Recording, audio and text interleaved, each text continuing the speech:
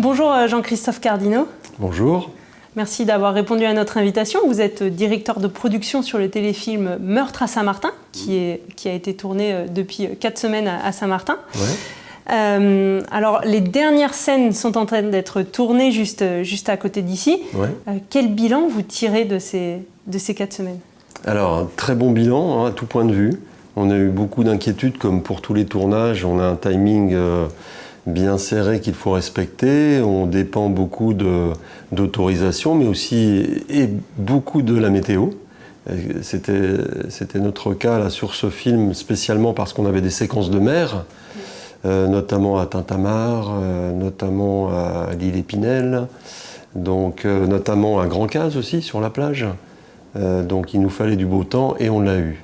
Et ce n'était pas forcément les prévisions, mais on est passé à travers les gouttes. Alors la production Eloa Prod produit de nombreux téléfilms dans les Outre-mer. Ouais. Pourquoi les Outre-mer? Alors, il faut savoir que Jean-Loup Montieu et France, Zobda, sont de la Martinique. Et leur production est basée en région, à Paris. Et ils connaissent donc bien les Outre-mer, pour y être né, avoir vécu et avoir un petit pied-à-terre là-bas. Et ils sont attachés à démontrer à travers soit des films policiers comme on fait là, soit sur des sujets très sérieux, sur les Outre-mer, à créer un peu ce qu'on ne voyait pas jusqu'à présent sur nos écrans.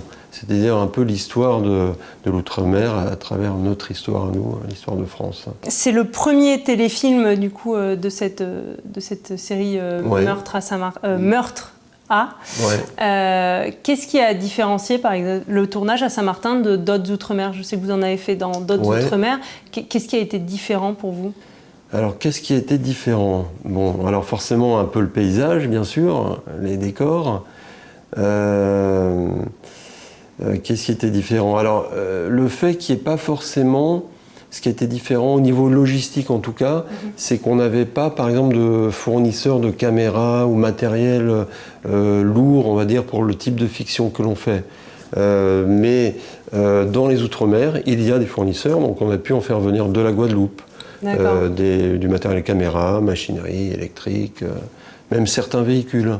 Oui, c'est on a vu, quelque chose qui nous a surpris effectivement en arrivant ici, c'est qu'on ne trouvait pas de véhicule type 20 mètres cubes fermé pour mettre notre matériel qui est quand même fragile et qu'on doit mettre à l'abri. Donc c'est la logistique finalement qui a beaucoup différencié avec... Oui, c'est la logistique. Et après, on est venu avec une équipe donc, de métropolitains, à peu près 20 personnes de la Guadeloupe.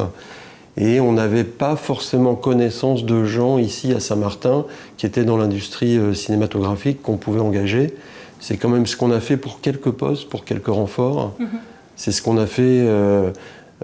voilà, alors ça différencie par exemple de la Guadeloupe où il y a une vraie industrie qui s'est installée, beaucoup de tournages. Et après, comme pour les autres tournages dans les Outre-mer, on a eu à peu près 150 figurants, petits rôles qu'on a trouvés à Saint-Martin. Et puis après, certains fournisseurs, certains prestataires, restaurants, etc. etc. Et par exemple, qu'est-ce qui différencie en matière de logistique? Vous disiez il y a déjà une industrie en Guadeloupe. Qu'est-ce qui différencie avec Saint-Martin et qu'est-ce qui manque Qu'est-ce qui manque à Saint-Martin? Oui, il manque quoi finalement pour que ce soit plus simple pour un téléfilm de venir se tourner ici? Forcément plus simple. Le must, ça serait d'avoir une société de location de matériel, parce qu'il faut savoir que pour les tournages, on loue toujours le matériel. On ne l'a pas à nous, car il faudrait l'entretenir à l'année. Ce sont des caméras qui coûtent très cher, ou même du matériel électrique ou machinerie. Donc il faudrait qu'il y ait une société qui vienne s'installer et qui ait un peu de matériel à demeure pour faciliter. Voilà. Et on entendait parler aussi du bureau des tournages. Oui. C'est quoi un bureau des tournages? Alors, dans toutes les régions de France, en métropole comme outre-mer, souvent, il y a une personne qui dépend de la région, en fait. Si on prend l'exemple de la métropole, région PACA, région Aquitaine, région Nord, il y a une personne qui représente la région et qui est, on va dire, un facilitateur des tournages. Donc il va répertorier un certain nombre de décors, il va avoir un fichier de décors. Donc nous, quand on arrive pour tourner dans une région, ben, on est un peu avide de savoir ce qu'on va y trouver. Alors on connaît tous un peu, mais quand il faut, par rapport au scénario, choisir des décors, c'est bien déjà d'avoir une base. Et puis avec cette base, nous on envoie quelqu'un pour repérer. Et bon, déjà ça nous aide. En plus, chaque région a un fichier avec des techniciens potentiels à tous les postes. Caméra, machinerie, électrique, décoration, régie, enfin vraiment à tous les postes. Alors on arrive à, c'est toujours pour des raisons économiques, on arrive à mixer 20 personnes qui viennent de la région parisienne et puis si on tourne en Bretagne, 20 qui sont en breton. Donc on n'a pas à défrayer, pas à payer l'hôtel, donc c'est quand même une bonne économie. Comment a été préparé du coup ce téléfilm en amont avant d'arriver ici début juin? Ça avait été préparé, vous étiez déjà venu sur place? Oui. Alors, qui est venu en premier sont nos producteurs qui ont voulu un petit peu rencontrer les gens du territoire, voir comment on pourrait s'organiser pour tourner à Saint-Martin. Oui. Et puis ensuite, nos producteurs ont fait venir le réalisateur qui est aussi le scénariste, François Guérin. Donc François est resté quelque temps sur Saint-Martin, il s'est inspiré des décors potentiels, il a choisi la plupart des décors, il a visité, et puis il a écrit aussi en fonction de ce qu'il trouvait. Donc c'est comme ça qu'a démarré l'histoire. Et puis ensuite, on est revenu en avril, là avec des chefs de poste, chef opérateur, décorateur, donc moi, le régisseur général qui est en charge de la logistique. On est revenu tout un petit groupe et on a commencé vraiment à préparer sérieusement là, avec la liste des décors que nous avait donné François, voir les contraintes, voir ce qui était possible, pas possible, essayer de creuser Tintamarre pour tourner à Tintamarre, ce qui n'était pas si évident. Oui. On avait appris que selon... Alors pourquoi? C'est parce qu'on avait appris que selon la houle, on pourrait ne pas pouvoir débarquer à Tintamarre. Oui. Ça aurait été un gros souci, sachant qu'on avait quasiment 3 jours là-bas, et que si on n'avait pas pu y tourner, je ne sais pas trop ce qu'on aurait fait.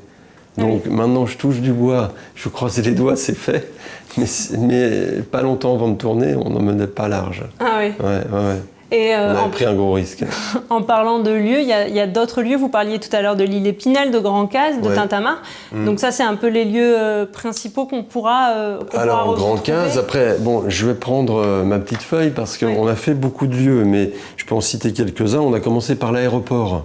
Alors l'aéroport, on a eu un très très bon accueil, mais avec beaucoup de contraintes liées à la sécurité. Hein. Oui. Ouais, donc mais ça s'est très bien passé. Après, on a tourné à Grand-Case, bien sûr, dans des ruelles. On a tourné à la gare maritime, chantier naval de Guéminga. Fort-Louis. Ouais, oui. Aussi, ouais. Oui, Marina Fort-Louis. On a tourné, attendez, il faut que je vous en dise un petit peu. Comme un film, c'est la vie, c'est tout ce qui est dans la vie. On a aussi tourné dans une morgue, puisqu'on est dans une histoire policière. Ouais. On a tourné en mer, bien sûr, chez des particuliers. Okay. On a tourné. J'avais fait un sujet à Golden dans la résidence, Farm, à Don et Ève, à Grand-Bay. On a tourné. Finalement dans pas mal d'endroits. Dans pas mal d'endroits. Alors toujours dans la partie française. Est-ce que finalement, est-ce qu'il y a un souhait quand on fait un téléfilm comme ça de coller à une réalité ou c'est de la pure fiction? Non, on essaie de coller à la réalité, vraiment. Notamment chez les figurants, par exemple, policiers, il y en a pas mal, gendarmes. On essaie toujours de trouver soit d'anciens gendarmes, soit des gens encore en actif quand c'est possible, ou des gens qui font partie de la réserve. Comme si, alors là, c'était pas notre cas, mais si on va tourner dans un salon de coiffure, on essaie d'avoir une vraie coiffeuse pour être figurante, par exemple. Je pense coiffure ou à l'hôpital, on essaie d'avoir des vraies infirmières. On essaie toujours de coller à une certaine réalité, quand même, d'être en phase. Sur notre série à nous, sur ces séries-là, de Meurtra. Une petite dernière question, dans combien de temps on pourra espérer du coup voir ce téléfilm alors nous, on termine le tournage aujourd'hui, mais bien sûr il y a une partie importante de ce qu'on appelle post-production. Donc on va livrer le film tout début octobre à France Télévisions. Et après, la date de diffusion, on ne la connaît pas. C'est France TV qui décide. Donc on peut supposer que vers les fêtes, ça nous fera du soleil ou après, le premier trimestre. On ne sait pas. On sera à ce moment-là. Merci d'avoir répondu à nos questions et on a hâte de voir ce téléfilm sur nos écrans de télévision.